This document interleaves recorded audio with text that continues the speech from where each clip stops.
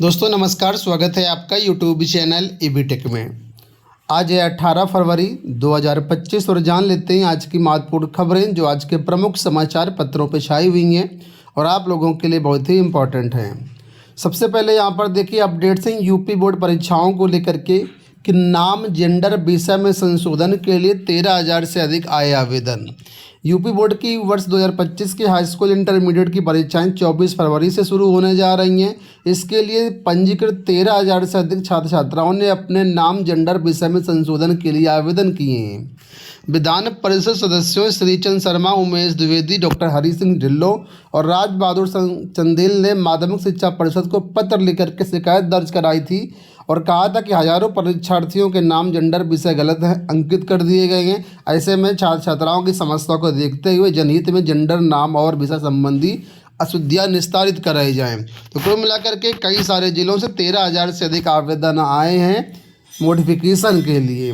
अब ये जो सूचनाएं हैं भेज दी गई हैं। अब सूचनाएं भेजने के बाद इसमें संशोधन किया जाएगा ताकि किसी प्रकार से कोई भी त्रुटि ना रह जाए और इसके बाद इनके दोबारा से संशोधित प्रवेश पत्र जारी किए जाएंगे। पहले राउंड के प्रवेश पत्र सभी छात्रों के जारी कर दिए गए हैं, लेकिन जिनकी गलतियां हैं उनका दोबारा से प्रवेश पत्र जारी होगा।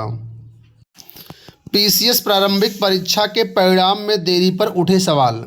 उत्तर प्रदेश लोक सेवा आयोग की ओर से पीसीएस प्रारंभिक परीक्षा 2024 का परिणाम जारी करने में हो रही देरी को लेकर के सवाल उठने लगे हैं। सोशल मीडिया पर अभ्यर्थी आयोग की कार्यप्रणाली पर सवाल उठाते हुए तरह तरह की आशंकाएं जता रहे हैं। आयोग ने पीसीएस प्रारंभिक परीक्षा 2023 का परिणाम परीक्षा के आयोजन के 43वें दिन जारी कर दिया था, जबकि पीसीएस प्रारंभिक परीक्षा 2024 के आयोजन को सोमवार को 58 दिन पूरे हो गए। 2 महीने पूरे होने जा रहे हैं और अभ्यर्थियों को रिजल्ट का इंतजार है। आयोग के कैलेंडर में पीसीएस 2024 की मुख्य परीक्षा 29 जून को प्रस्तावित की गई है। इससे पूर्व आयोग ने पीसीएस 2023 की प्रारंभिक परीक्षा 14 मई को प्रस्तावित की थी। तो कुल मिलाकर के आप यहाँ पर देखें कि जो अभ्यर्थी हैं वो इंतज़ार कर रहे हैं कि इसमें विलम्ब क्यों हो रहा है। इससे पहले जल्दी रिजल्ट जारी किया जा चुका है, तो कार्यप्रणाली पर अभ्यर्थी सवाल उठा रहे हैं। बीएड प्रवेश परीक्षा को लेकर के अपडेट है कि गलत उत्तर पर कटेंगे अंक। बुंदेलखंड विश्वविद्यालय ने संयुक्त बीएड प्रवेश परीक्षा के प्रश्न पत्रों का खाका तैयार कर लिया है। 2 पालियों में 3-3 घंटे होने वाली प्रवेश परीक्षा में 100 प्रश्न आएंगे। प्रत्येक प्रश्न 2 नंबर का होगा, नेगेटिव मार्किंग भी रहेगी। ठीक है, तो 14 अप्रैल से प्रवेश पत्र डाउनलोड कर पाएंगे। 25 मई को आपका रिजल्ट जारी होगा। ठीक है, और आपकी 20 अप्रैल से परीक्षाएं कराई जाएंगी। तो कुल मिलाकर के इसका डिटेल्ड वीडियो हमने कल बना दिया हुआ है कि कौन कौन से लोग इसमें फॉर्म भर सकते हैं, परीक्षा पैटर्न क्या होगा, चयन प्रक्रिया क्या होगी, कैसे काउंसलिंग होगी, कैसे फीस लगेगी, कितनी फीस लगेगी। आप देखना चाहें तो देख सकते हैं। अगली अपडेट यहाँ पर है, नर्सिंग कॉलेजों के संविदा शिक्षकों को मिला 1 वर्ष का सेवा विस्तार। प्रदेश के नर्सिंग कॉलेजों के शिक्षकों को 1 साल का सेवा विस्तार मिल गया है। राज्यपाल से मंजूरी मिलने के बाद चिकित्सा शिक्षा विभाग ने सभी कॉलेज के प्रधानाचार्यों को पत्र भेज दिया है। प्रदेश के 18 राजकीय और 188 चिकित्सा राज्य महाविद्यालयों में 2022-23 से नर्सिंग कॉलेज शुरू किए गए हैं। हर कॉलेज में 8 से 10 tutor, assistant professor, associate professor को संविदा के आधार पर 2 वर्ष के लिए तैनाती दी गई थी। इसमें कई कॉलेजों के अध्यापक स्वेच्छा से दूसरे स्थान पर चले गए, लेकिन 150 से करीब शिक्षक जो हैं अभी भी कार्यरत हैं, तो इनको जो है सेवा विस्तार दिया गया है। देखिए, विधानमंडल का बजट सत्र आज से हंगामे के आसार। विधानमंडल का बजट सत्र मंगलवार से शुरू होगा। पहले दिन विधानसभा व विधान परिषद के संयुक्त सदन को राज्यपाल आनंदीबेन पटेल संबोधित करेंगी। सत्र को लेकर के सोमवार को सर्वदलीय बैठक हुई है। विधानसभा अध्यक्ष सतीश महाना की अध्यक्षता में हुई बैठक में मुख्यमंत्री योगी आदित्यनाथ ने विपक्षी दलों से कहा कि जनहित के मुद्दों को सदन में रखें और स्वस्थ चर्चा कर प्रदेश में विकास को गति देने में सहयोग करें। तो कुल मिलाकर के सत्र आज से प्रारंभ होने जा रहा है। अब देखते ही होगा किस तरीके से क्या बातें आगे बढ़ती हैं। हालांकि यहाँ पर अपडेट दिया गया कि सरकार को महाकुंभ हादसे और महंगाई बेरोजगारी पर घेरेगी सपा। तो विधानमंडल के बजट सत्र में समाजवादी पार्टी महाकुंभ हादसे से लेकर के महंगाई बेरोजगारी तक के मुद्दों पर सरकार को सदन में घेरेगी। पहले दिन प्रदेश की बदहाली के प्रश्नों के साथ विधान भवन परिसर में चौधरी चरण सिंह की प्रतिमा के समक्ष धरना दिया जाएगा। तो कुछ चीज़ें हैं, तो सपा और मतलब कुल मिला के पक्ष विपक्ष का काम ही है एक चीज़ें। एक देखिए यहाँ पर अपडेट है कि शहीद सैनिकों के आश्रित भाई भी होंगे अनुकंपा नौकरी के हकदार। राज्य सरकार ने बजट सत्र शुरू होने से पहले सोमवार को कैबिनेट बाई सर्कुलेशन से 10 प्रस्तावों को मंजूरी दी है। एक महत्वपूर्ण फैसले में यह प्रस्ताव पारित किया गया है कि उत्तर प्रदेश के शहीद सैनिकों के आश्रित भाई भी अब अनुकंपा के लिए पात्र होंगे।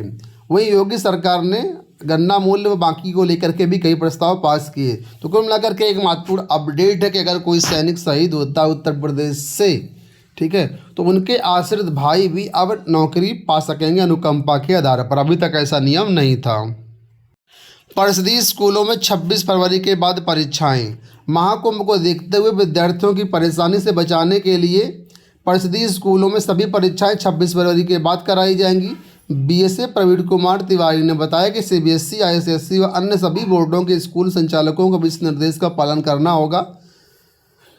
तो कुल मिलाकर के ये देखिए जो है परिषदीय स्कूलों में भी 26 फरवरी के बाद परीक्षाएं होंगी और अन्य बोर्डों को भी कहा गया है। हालांकि जो बोर्ड परीक्षा है वो समय से कराई जाएगी, बाकी जो होम एग्ज़ाम वगैरह हैं उसको पोस्टपोन करने के लिए कहा गया है।